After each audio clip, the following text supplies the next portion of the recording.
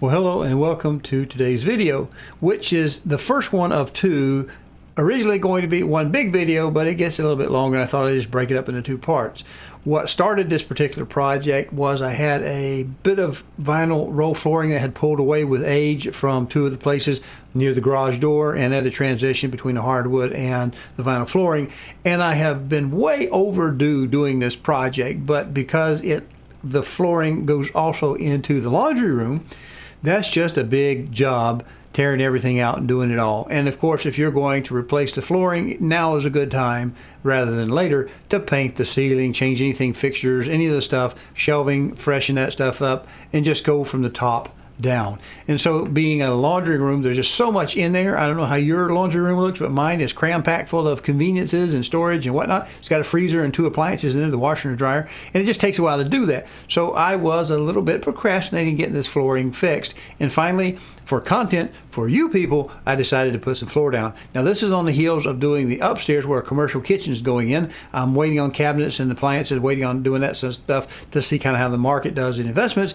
But in the process, I used these very bulbous looking joints at doors and at transitions to the carpet. The carpet, I don't know how I'd get around that, but anyway, they're kind of expensive, about $40 or so, $30 or $40. And for this particular Pergo color, that special order, that takes a couple days.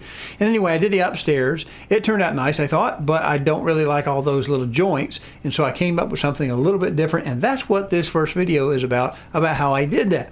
Now, I would say if you're going to try something like I did on this video, it's a little bit more advanced. It's just a little bit more difficult, particularly in the area of cutting that lip that is necessary to go under the edge, and you'll see that in the second clip after we roll the first one. Let's look at how the upstairs flooring went. And first thing is, right there at the carpet, you have to expect a transition. We got that there. Over on the edge to the fermentation room, the drying chamber, the aging room, the humidor, whatever we're going to use that for, it's multi-purpose. Put a transition there. And of course, over to the door to the office, put a transition there. Now these things are about $30, $40 a piece. And the standard way is to put one at every door. And with this particular shape of room, we have that room coming off of it. We've got that little dog leg toward the window, and then we have the office over here. It's a lot of flooring, and it's kind of difficult to get your layouts to actually lay out perfectly. So this one spot, I didn't want to put a transition or a cover strip there, whatever you want to call it. And the way I was able to do that is at that last edge, I started this room running horizontal along that wall where the proofer is, and then put a tack board in the back and backed it up so it couldn't move, and laid the flooring through the main part of the room, main part of the kitchen, the upstairs kitchen. So did that, and then after that was done, came back in, did that floor. But downstairs, where we have the problem with the roll vinyl coming up, I didn't really want to do that many transitions. I'm just not a big fan of it. It's necessary, it's standard. It is the standard of construction for putting in this type of flooring. Let's go down and see what we did there. Hey, appreciate you watching. Do me a favor if you will, subscribe to the channel, either the YouTube or the Rumble channel, which this appears in. And if you can, check the notification bell or settings to make sure that you get notified when new videos are posted. Appreciate it. Now this is where we put the new floor down, and if you'll notice, there is a transition there at the door, and it could go actually on the other side if I wanted to, so that it's more hidden and under the door itself, which may or may not be preferable depending on your personal taste. There's one joint here, but there's not really a transition here. There's not a surface transition at the door, and there's not one here going through the door. Now the way this stuff snaps together, it really doesn't matter which piece of the flooring you put down first. They'll have a recommendation, but it really doesn't matter because the boards together have to come in at an angle and then go down, and it really doesn't matter a lot because they're relative to each other, not necessarily the floor. So you could go either which way, but to get it to come out properly so that I didn't have to put a transition, not really a transition because it's not changing floor types, I didn't have to put a joint right there, was a little bit more difficult. Also, at this area, I didn't want to have that big lumpy spot right at the door, and I'll tell you how I did that in just a second. This was the big spot. This part, at this transition, the vinyl flooring, the roll vinyl flooring, just went under a lip that I found at that edge piece. And it had pulled away through the years because it was not sufficiently nailed down, stapled down.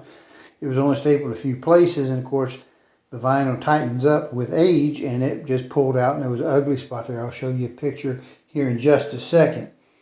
Now, as we go over to this door, I actually took the threshold at the bottom apart, took that white strip off, which actually was oak stain, took it off, had cut a undercut so that we actually get the flooring go up against that threshold, and then put that strip back down after having painted it, and it's just tacked in with some 18 gauge little tacks. So we have that one. We're able to get through here. I actually cut an edge on the raw edges of the pieces to go under that little lip that was pre-existing in that floor. Now the kind of red color looks a little bit brighter red in the cell phone as it's photographing than it does in real life. It may not be the best colors, but that's straight hardwood, tongue and groove, actual oak. And that can be refinished in the future, just not now. That is just a factory set right there. Now, when I started this, I had to do a little bit of planning. At these joints, you see these joints? They look pretty perfect to me. Of course, I'm prejudiced. I wanted to get a good overlap. It needs a certain amount of overlap at the joints when you lap them, but I don't want to waste too much material. So every other one of these strips of flooring is full length. The other ones are cut short and then trim. I'll put a picture up right here and show you I actually had to square up, cut it off, and then use a Dremel router to cut a little bit of edge to get under that joint right there. Now when we come to this joint at the door, of course we had to undercut the door, and you do that with a oscillating saw. But if you'll notice right at that center strip, there's a joint there, and we have a joint at that center strip, because unless you want to have just a huge undercut, you don't have the flexibility to get the two pieces, the grooves, to snap together. So we have 2 long ones and then 3 short ones, and I had to plan for the dimension to come right across that door. But by doing that, I was able to save one of these little shape things. And again, they're not bad. They're about 30, 40 bucks. I think 40 bucks, and you can get 2 doors out of it at the length they are. But I just really didn't want to have to step over a lump right there.